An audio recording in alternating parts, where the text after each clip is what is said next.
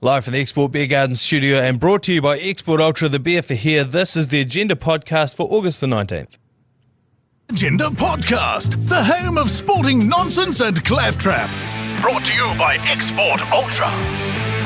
Quick posture check because all episodes are now on YouTube, Heath, so we need to make sure that our How are the numbers? postures are correct. Yeah, good man. We almost hit double digits last week. Let's go. So we are coming for you, Mr. Beast. Yeah. Is he the biggest?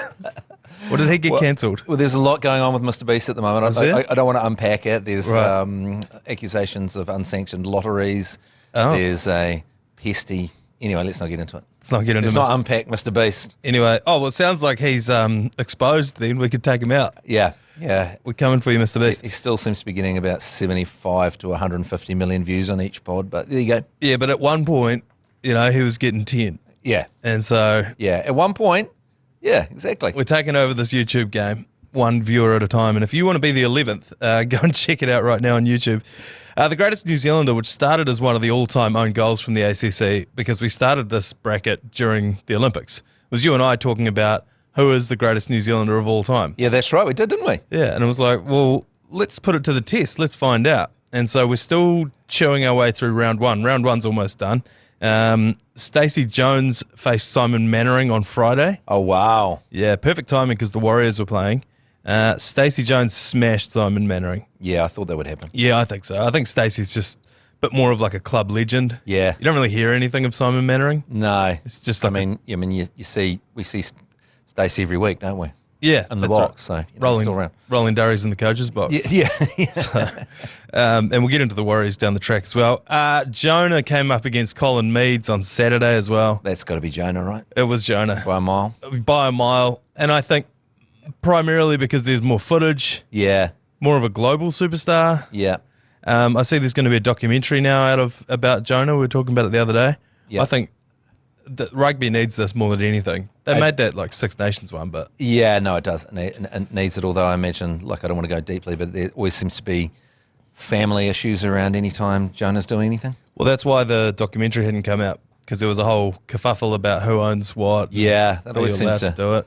Always seems to pop up, doesn't it? Well, I think, and we did talk about it on Friday, but I feel like it's something to do with he left his estate to his lawyer. But then his family's just like, what the fuck? He's our family. You can't just decide what to do with his stuff. Yeah, and look, I don't know all the details, so this is purely speculation, but I imagine a lawyer would like legal stuff to keep rolling through. Yeah, and that's exactly what's going on, I think. So the state... But look, it'd be interesting to see the percentage of the state that goes to legal fees. Yeah. And also anyway, look. Let's not go down that road. It's not like walk into something I know absolutely nothing about. No, what I do know is Jonah smashed Colin Meads on Saturday. Yep. And then yesterday it was the motorsports matchup. This is a great one. Bruce McLaren taking on John Britton. I'm going to say McLaren's still around in our consciousness a bit more. Yeah, and because I can't remember the last time I saw a Britton bike. No. But I've seen McLarens. Yeah, I've seen McLarens every day when I'm riding to work. I'm pretty sure Izzy Adesanya drives on. Yeah, right. Yeah. So, yeah, because there's that dealership, isn't there? Yeah, there's a McLaren dealership just on Great North Road. My bus goes past that, and it's right next to the Lamborghini dealership as well. Yeah.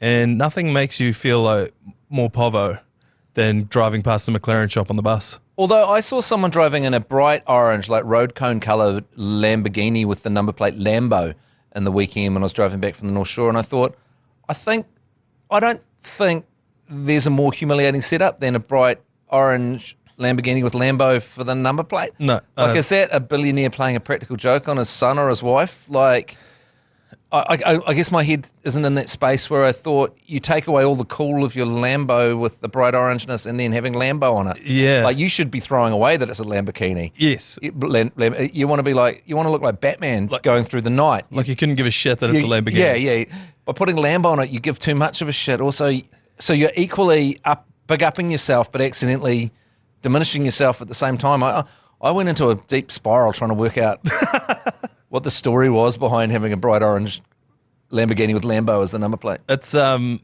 desperate behaviour. I wonder if that person rented that Lambo, you know what I mean? Oh, They might God, not- I didn't think of that. It's probably a rental Lamborghini. They probably don't own it, yeah. Of course. What's the That scam? makes sense. If that's okay, then that's fine because Yeah. it's just for fun. So the dealership's got it, and they Yeah. put Lambo on the thing. Because you know when you're in Paris, and we were just in Paris recently, and they always try and get you to get into a Lamborghini and drive it. Like, do you want to take this Lamborghini around the block?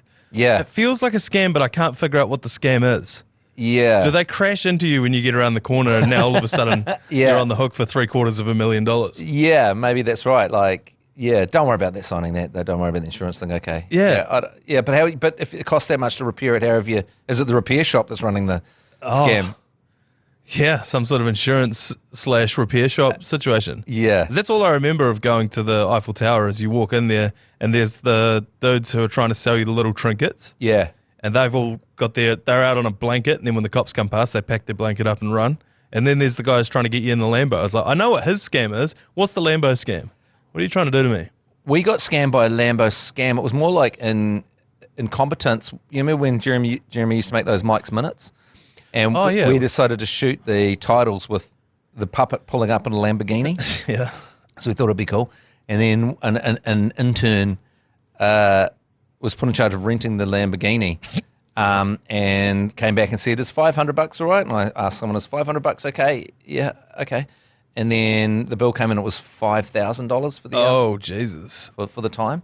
And I don't know, I felt for the intern. It was a massive cock up. But I think that was the end of anything fun that Hodaki got to do for a year after that because Yeah. the $5,000 fun budget had just been thrown at this average gag with a puppet pulling up in a Lamborghini. I was going to say, when I started, there was absolutely no budget. So I presume that's what's happened to Yeah, it. you just came in just after that. Yeah. It's like, can I have $50? Like, fuck no. Yeah. I think actually Kate Britton had to buy that hawk that's behind you with her own money.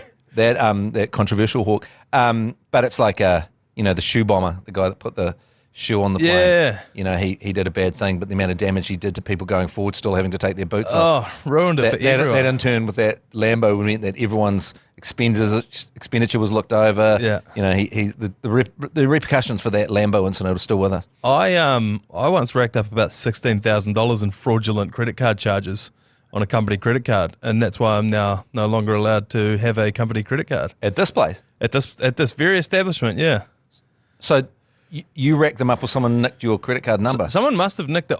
It had been used to book, funnily enough, flights for you and Jerry to. I want to say, did you guys go to Japan? I think we did at one point, yeah. Either Japan or Chicago, and I did buy flights for that, and somehow in that they got hold of it and then bought another $16,000 worth of like fraudulent flights. And so I sent it up. We've obviously got a finance department here at the company, and so I said, hey, I've been scammed. Here's my card. Here's all of the email stuff that I have, blah blah blah. And they said, sweet, can you look into it? And I was like, no, you're the finance department. You look into it. And they emailed me every day for like 6 months saying, where did you get to on this? I was like, hey, once again, I'm not going to look into this. You're the finance department. You look into it. I'm the promos guy. I'll make dumb promos. I just actually remember that trip. So it was me and Jerry were heading up to Japan, and then G Lane turned up. And then G Lane was staying in the same hotel as us. You don't think G Lane jumped on there and booked his own flights on the back of your credit card? Oh, my God. Because why was he there? Why was he there? I remember this now. Why was he there for a Radio Hodaki competition? I think it was a all work, no play, very important business trip to Japan.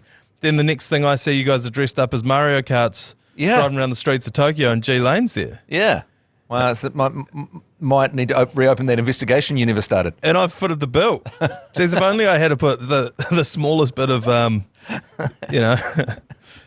effort into looking into that. So, yeah, Bruce McLaren is the long and short of all of that. He smashed John Britton yesterday on Sunday. Today's one, I've already forgotten. I believe it's cricket. Go and have a look on the old... It's Bob. It's not cricket. It's bloody Billy T. James versus Fred Dagg. Oh, wow. The race war. Jesus, that's an interesting one. It is. It is. Billy T. James, they can both sing. They both had successful music careers because he had, we don't know how lucky we are. Yeah. I do feel like Billy T has had a better post-career remembrance. You know what I mean? He died so young. He died so young. John Clark just died recently. Oh, did he? Yeah. Rest But in power. John Clark, who played for Fred Dagg, went to Australia and had a huge career playing a bunch of different things over in Australia. Yeah. So he's considered an Australian legend since then. Oh, Did you ever see his great stuff he'd do? He'd do impersonations but not put on, like he'd do anyone, but he'd just use his accent. Just use his accent. So it'd be like he'd be doing he'd walk into this interview show. It was really funny, and he'd sit down and he'd be Boris Johnson, but he'd go, "Yeah, so I reckon." I do remember this. Yeah. It was quite a clever, lazy option to not learn how to do the impersonation, but worked. It was so brilliant. It's also, in some ways, not lazy and more impressive to be able to be like, I've boiled down the essence of this guy. Yeah. It's not what he sounds like. It's what he says. That's what he says. And that's what he'd do. But yeah, I think you're right. And you got the Billy T. James Award that's still floating around for comedians. And The towel. He's very memeable. People dress up as him. Yeah. So yeah, I wouldn't be surprised if he took that out. But you can go and have your vote on Instagram or on Facebook. Have your say. I think tomorrow's the last of the first round, and then we're into the second round. That's when it really heats up. Bit of cricket news, Heath. A rare 4-test series been confirmed between the Black Caps and Australia, with the venues locked in for the 26-27 summer, so not this summer coming, but the one after. Right. So is it a series, Yep. or is it? So it's a series, and is it here or there? It is over there. So they announced their future schedule yesterday, confirming Perth, Adelaide, Melbourne and Sydney will host the Black Caps. It's the first time since we played in 2019, was it? The Boxing Day situation. But hang on a minute. Is it going to be is that Melbourne one the Boxing Day test? Yes. Oh, wow. Yeah, so there will be one. New Zealand's last 4-match series was a 2-1 victory over England in 1999. The MCG will host the traditional Boxing Day test with us. Last time we played that in 2019. It's when Geordie Barrett got kicked out of the grounds for making a cup snake. That's right. Yeah, I was over there. And then it had been 32 years since we'd played one before then. Yeah, and we went over there with a bunch of Kiwis. We were cock of the hoop. Yeah. We thought we might have them, and we were excited. And then lovely Trenty got that wicket in the first over, and we were like, yes, and we were taunting all the Australians around us. And then slowly, because you're sitting in the same seats and with the same Australians nearby, and then slowly over that day, they started turning. On day 2, they were really coming to us. Day 3, I had to abandon ship and go to a bar nearby to watch because the Australians, you're getting absolutely heckled by a 70-year-old Australian woman who's just ripping the Kiwis to pieces and hassling our stupid hats. You stupid Been on the goon. Yeah, your captain's hats aren't so clever now, are they? You're like, no, it's not. I'm taking my cap. That was one of those test matches where, like you say, Trent Bolt came out and he was like hooping it around straight off the bat. And we're like, awesome. And then it dawns on you, wait, are they going to be able to do this too? Yeah. When they come out? And yeah. That's exactly what happened. And Cowboy Blundell got 100, but apart from that, it was pretty slim pickings. Yeah, I love the Boxing Day test. It's good that it's going to be coming back. But it's also weird that, like, when we announced our summer, like this summer coming up, had the media event and blah, blah, blah. There was a lot made of it. This was just like Aussie released their schedule for 26, 27 and we're just like, oh yeah, and we'll play New Zealand. Yeah. There wasn't much fanfare about it, eh? Yeah, right. That just shows where we sit. I was just saying, when I saw 26, 27, I was going, why are we talking about something that far away? And I go, oh, right. Because next year's 2025, isn't it? 2026. So these years that look so incredibly futuristic are actually just around the corner. I know. As far as I'm concerned, it's still 2019. It feels... For me, it's still about 1997, but yeah, I get what you're saying. I have a theory that the world actually ended when COVID happened, and that this is all just bullshit. Yeah, we've been to this before, and then I go to the Maverick thing, but yeah. Yes, yeah, I get it. Yeah, right. No, it does feel a little bit like that. So yeah, they're going to be playing that, but it's a long way down the track. We've still got our own summer of cricket to get through yet. We're going to take a quick break. When we come back, we've got a plethora of sports to get through: the Warriors, the All Blacks, and the UFC. So we'll be right back. On Saturday night, Matt Heath, you and I commentated the All Blacks, but before we did, we both got a heavy gut full of korma, didn't we? Oh my God, it was bubbling up all the way through. It's interesting because I don't think I've ever tried to broadcast after that much Indian. No, and I don't think I will again. No. I went to a place around the corner called Ravi's, not an ad, but they... on a section of their menu, it had Ravi's Secrets. Yeah, right. I was like, I've got to go Ravi's Secrets. I'm sorry, I've got to check it out. And one of them was called a googly korma. I've never heard of a googly korma like before. Like a googly, like the delivery. That's what I presume. The googly korma. Because on the wall of this restaurant, they've got like cricketing legends. Very accurately drawn. except for the New Zealand one. It's But you like, can't work out. And I've actually, every time I've been to that restaurant, I've asked, who is that? I'm like, I don't know. it kind of looks like, it actually looks like Alexander Usyk, the boxer. Right. It's There's got a like bit of Hadley in there. Yeah, there's a bit of Bears in there. Yeah. Yeah, anyway. It's the Bears era uniform on the guy, and it just says New Zealand cricket legend. Yeah, well, the problem is that you went for that, the googly korma. Yeah. But I independently, because I was having dinner with my kids at home and ordered in, I think, Tippin from just up there on New North Road. And so independently, we're both absolutely, because one of us, we could have got through if one of us had just was suffering the effects of over-consumption of Indian food, but both of us were terribly on the back foot, and there was a lot belching up and bubbling through, and I know. a lot of anxiety around how close we were to the bathrooms. So if you were listening and there were periods of silence, it was both of us trying to burp off mic because there was about 2.5 litres of korma sitting in our collective gut. I understand why like fizzy drink makes you burp. I'm not sure why Indian food makes you burp, but it really does. It bubbles up in there. Nor do I, but yours had a good little bubble up as well on the way in because you had to bike from home Yeah. to get into the studio. Yeah, because I live beside Eden Park, so I had to get out of the Eden Park area, which is like basically running the cordons of a country that's been taken over by a fascist junta. You went through the DMZ. Yeah, I did, and I was riding my bike, and people were waving, "Get off your bike!" I'm like, "I'm not getting off my bike. What does it matter? Get off a bike. No one's here yet. The crowd isn't here yet." Overzealous. So many road cones. So wet that I ended up in my undies. Yeah. Here I had to sit, take my pants off, went to the bathroom because it's late at night. I figured no one's going to be working still, but walk in. There's two guys in the toilet, and I'm in my undies. And they're like, "Is this an insane man that's come off the street in the nude?" There's a lot going on. Yeah. But I think we put together a decent commentary until the end when we really wanted it to finish. Yeah, 100%. It was 90s night as well because it was not since 1994 had the All Blacks lost at Eden Park. So we were asking what you wanted to bring back from the 90s. My favourite was smacking your kids. That was very popular.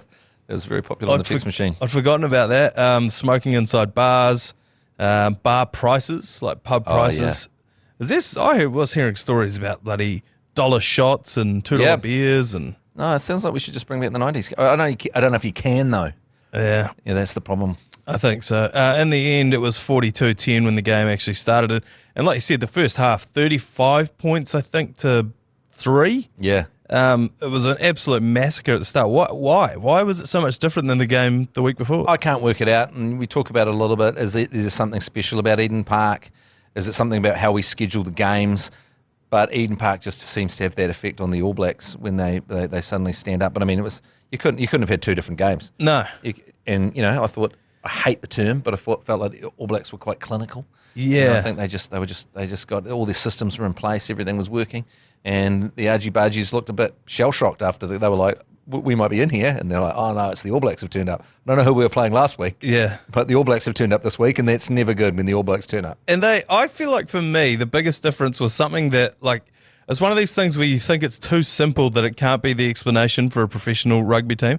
Where that what's been holding the All Blacks back these last few years is the rushing defense has just been stifling us. So Yeah. we can't just attack from anywhere.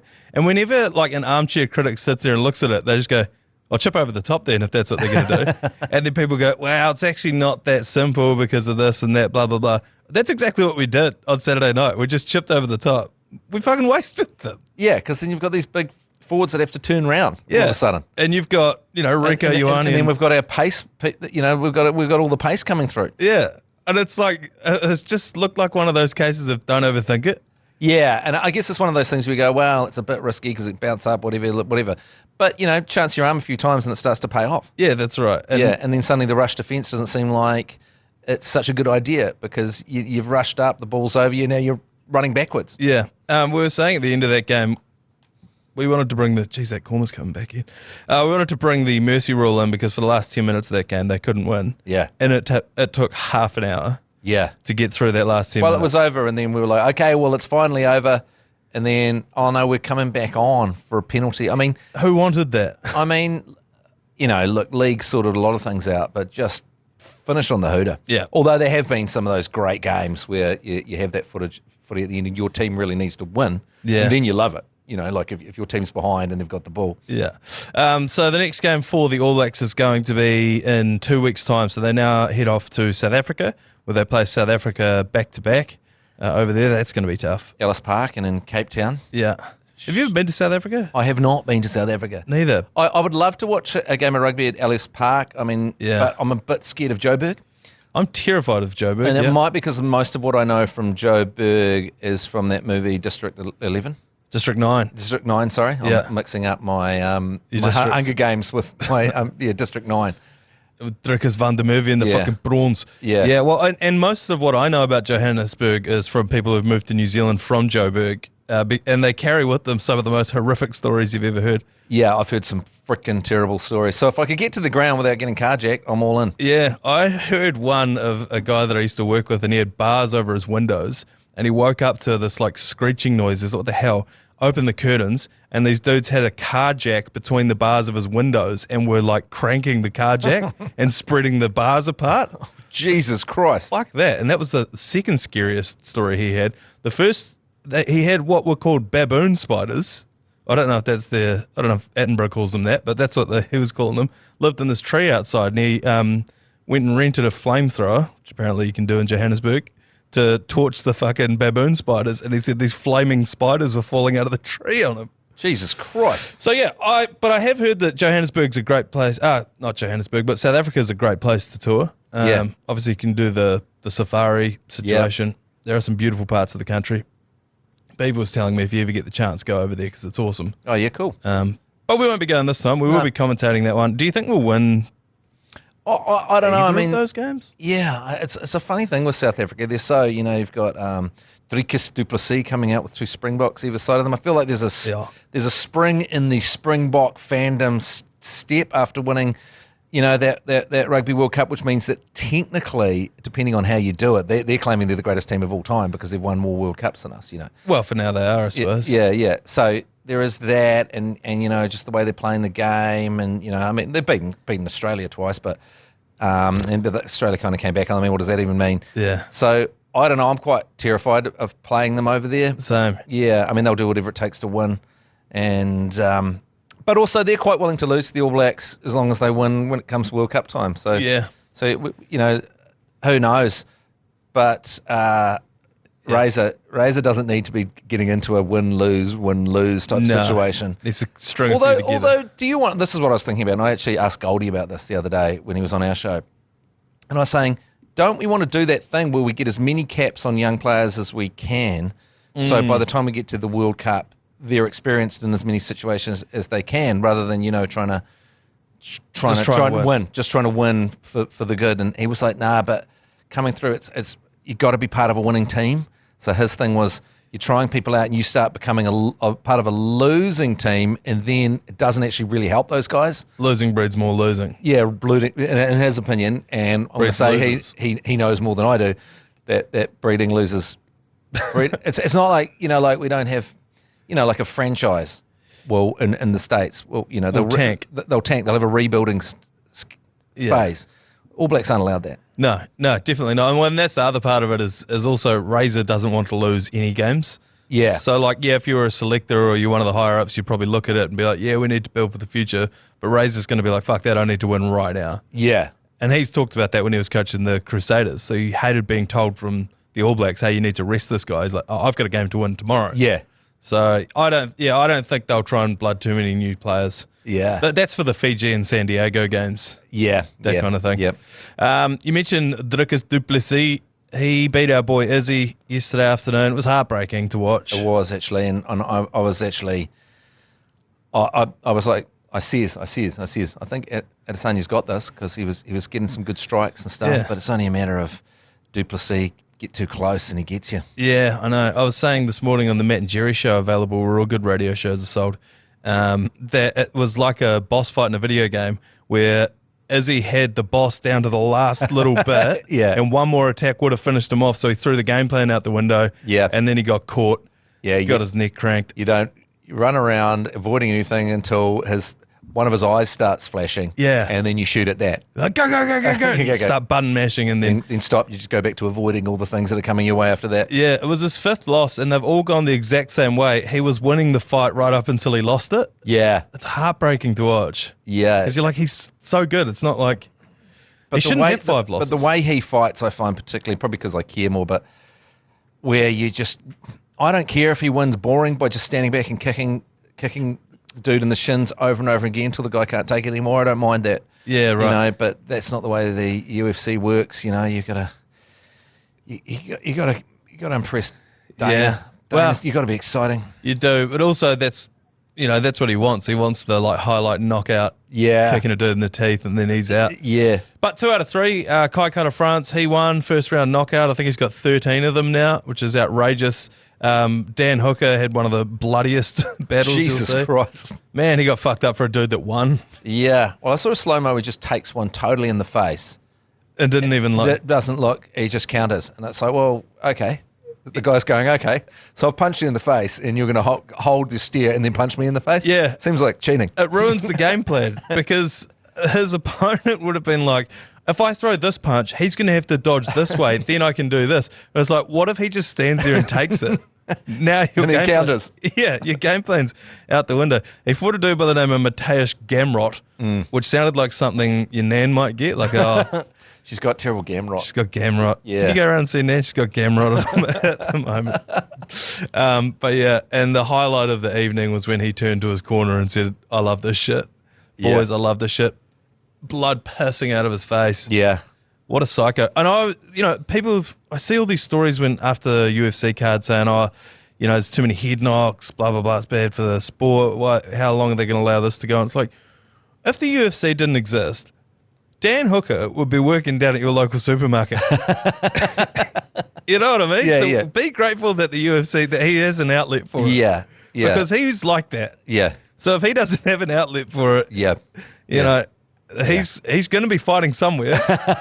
So we might as well give him a padded cage to do it in. Yeah. God bless him. 2 out of 3. And I think, again, Jerry asked me this morning on the Matt and Jerry show, available where all good radio shows are sold, what's next for Izzy? And I think, this is how I think it's going to work. Strickland already has the right for the title fight next. So that'll be Strickland versus Duplessis. Yep. I think the loser of that faces Izzy. And I think it's Strickland, which is a good storyline because he was the last dude to beat Izzy. So then Izzy beats Strickland. Then he gets his rematch with Duplessis for the title. I think he wins that, wins the title, retires. Yeah, I mean, that is the narrative. That's the arc. That would be so freaking good. That's what I want. Yeah, that's what I want, and that's what the story wants. Yes, from our perspective. Yeah, that's right. But yeah, so it's lined up for that. It is, yeah, and that's why he lost the fight. Right. Well, he was saying, I feel like he's a big believer in destiny. Yeah, and he's going, I've had these losses before, and there's always a reason for them, and I've had these things happen in my life, and there's a reason. And so that reason will become apparent. Yeah. And so let's hope the reason becomes apparent because it was a better sort of roadmap. It was a bit of story arc into retirement. Yeah, 100%. Speaking of story arcs into retirement, that's a segue for young broadcasters at home. SJ, farewell tour. It's it began on Friday. Yeah. The Warriors got humped in the end. It was a tough one. He did score though, which was good. Yep. You got to see the big smile across the touchline. Yeah, and now that we statistically, mathematically, astrologically can't make the top 8 anymore, it is entirely just the Shaun Johnson farewell tour now. Yeah. And it starts this Friday against the Bulldogs at home. It's the last time he'll ever play at Mount Smart. It's going to be beautiful. You'll be heading along, would you? Yeah, I'm heading along. The thing is, actually, Mashy bought tickets like right at the start of the season. He targeted this game. So. Oh, really? But the thing is, it's got to, speaking of stories, come on. Yeah. We got like a big win at home.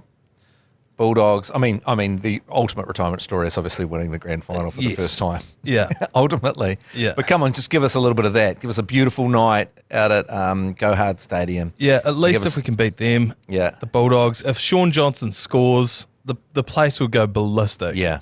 And you can't sell it out any more than it's sold out. No. But everyone there is going to be a lot of goodwill. Unlike those Manly arseholes that were booing. I don't know why they were booing him. What's their problem with he's out? The only way I could conceivably skin it in my mind is they're booing that he's retiring, that they want to see him continue. Oh, yeah, you need to hold up a sign when you're saying that. Yeah. Boo! This is a positive boo. This is smarty boo.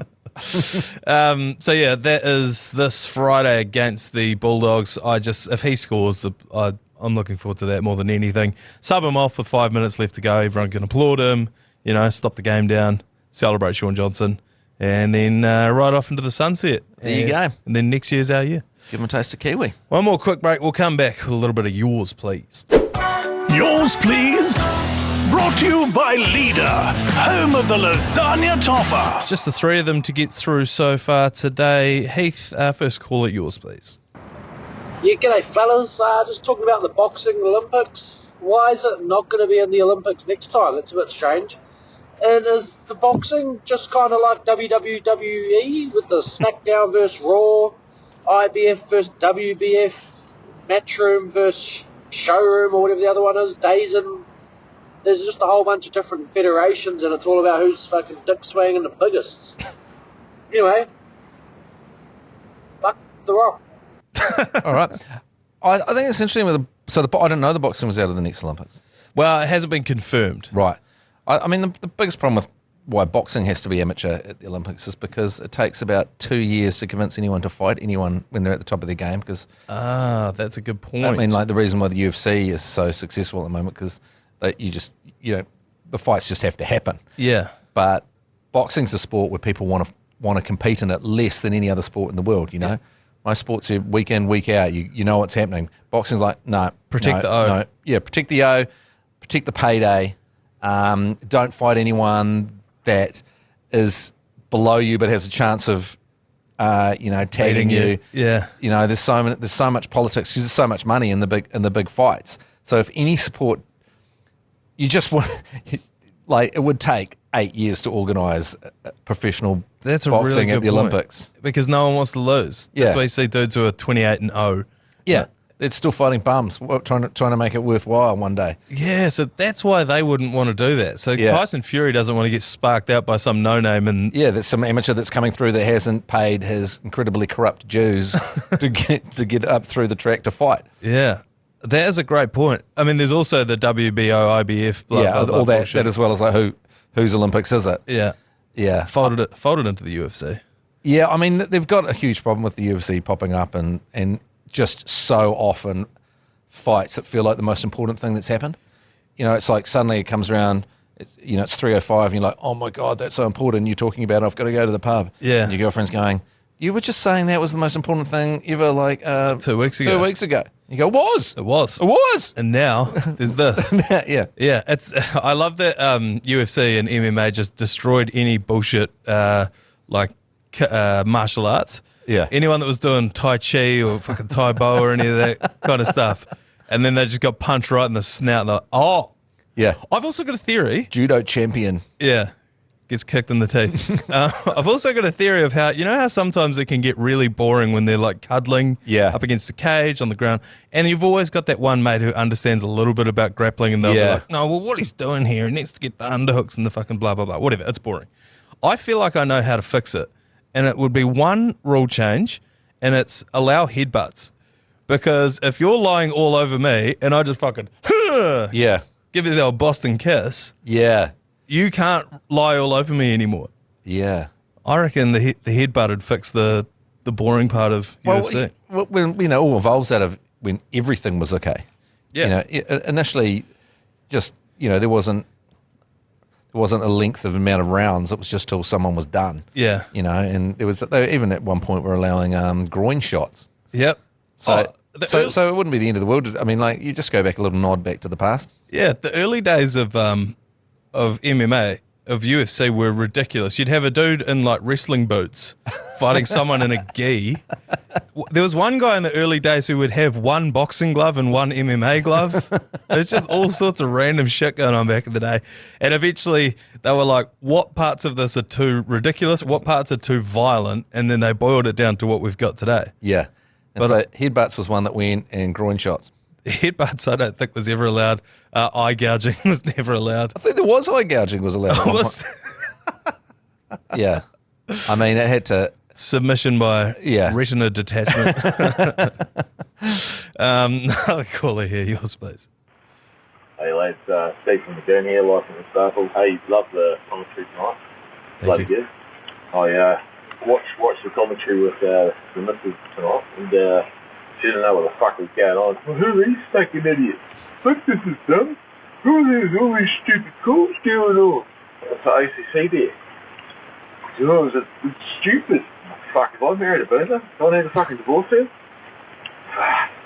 Fuck that gambling. I think you can both be right. I think you can enjoy it. I think she's got some good points. I think a lot of stuff that we enjoy is absolutely ridiculous. And I've always said that the biggest defence of the ACC is like, yeah, it is stupid. When people are commenting, just commentate the game, that exists. Yeah. Well, that's the thing. There's other options. We even talked about it when the last 5 minutes of that game took half an hour to get through. Yeah. We're like, how the fucking Nisba and Marshy getting on with this? at least we're talking about Freckle. We've got the Friends theme playing. We've got a lot to deal with. You were wearing a headdress at one point. It's like we had a bit going on. Yeah, like it's hard to defend when I was wearing like a huge, what do you call that? It's sort of like a Mardi Gras feather boa type headgear. And someone's looking at that comes up on the screen and go, this is stupid. It's like, well, yeah. It is so stupid. This is some of the dumbest shit ever. I find but it's true. You're right. You're not saying something that's not true. No, that's right. It is ridiculous. Your missus is correct. It is stupid.